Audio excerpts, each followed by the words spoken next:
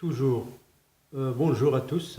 Dans le cadre du renforcement de l'enseignement des sciences de la vie et de la terre en français au Maroc, dans le second cycle, je continue à donner des cours de soutien pour tous les élèves marocains du niveau deuxième bac SVT et sciences maths. Dans l'unité toujours la génétique des populations avec la première partie les lois statistiques de transmission des caractères héréditaires chez une population en équilibre, et toujours en continuant avec grand 3, la loi de Hardy-Weinberg, et après avoir défini ce que c'est que la population théorique idéale, donc c'est déjà fait avec le V que vous voyez ici, on continue avec la loi de Hardy-Weinberg. Alors, premièrement, avant de commencer d'entamer cette leçon, que dit le texte de cette loi? Alors, cette loi considère que la fréquence des allèles et la fréquence des génotypes restent constantes d'une génération à une autre au sein d'une population, qu'on a dit, théorique et idéale. Alors, on dit que cette population est en équilibre.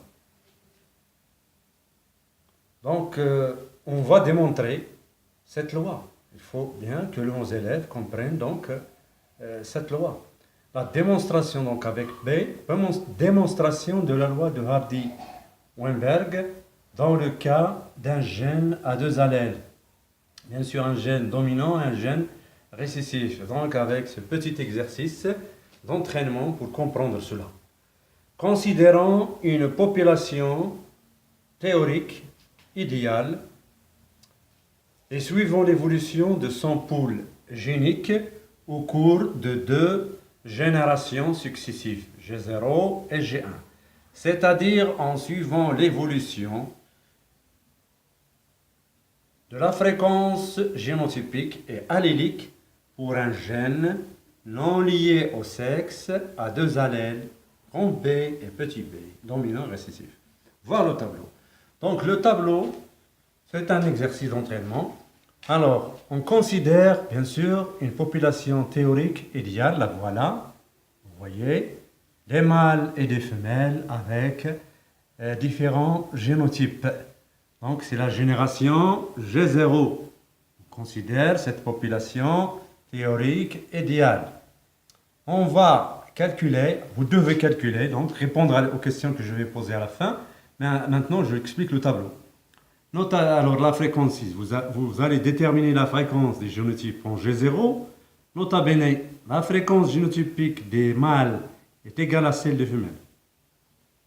Alors, vous allez calculer F de bébé le dominant homozygote, F de bébé hétérozygote, F de petit b, l'homozygote récessif.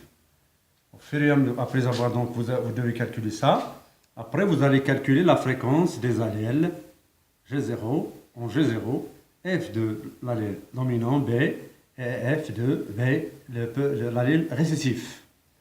Après, vous allez calculer la somme.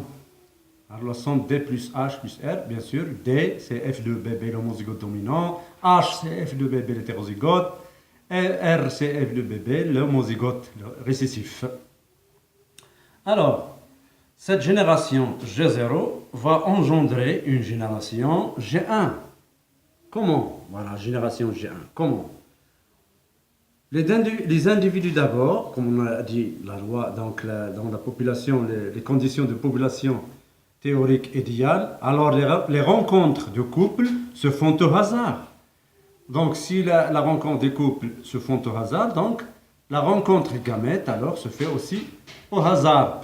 Donc les gamètes qui vont se fournir donc sont, on considère par exemple deux allèles, donc deux types de gamètes, donc deux parents par exemple qui vont donner deux types de gamètes. Donc voilà. Donc la rencontre des gamètes se fera au hasard, fécondation, donc échiquier de gamètes. Donc pour obtenir la génération G1, donc il y a un échiquier de gamètes. Vous devez remplir donc cet échiquier de gamètes.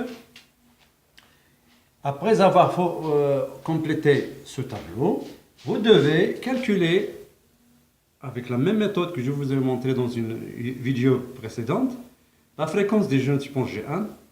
F de bébé toujours le homozygote dominant, l'hétérozygote dominant, le homozygote récessif, et vous calculez D1 plus H1 plus R1.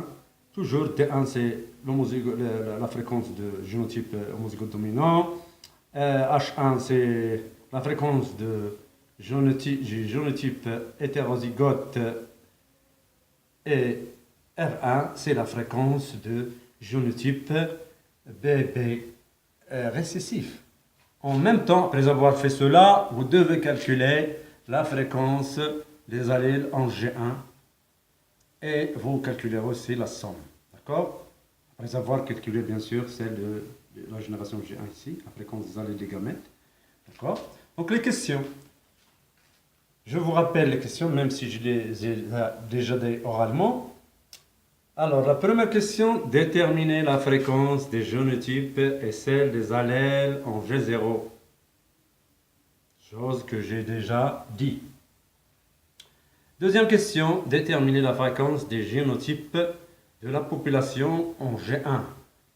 Troisièmement, déterminer la fréquence des allèles en G1 en relation avec la fréquence des génotypes. Dernière question, que peut-on déduire?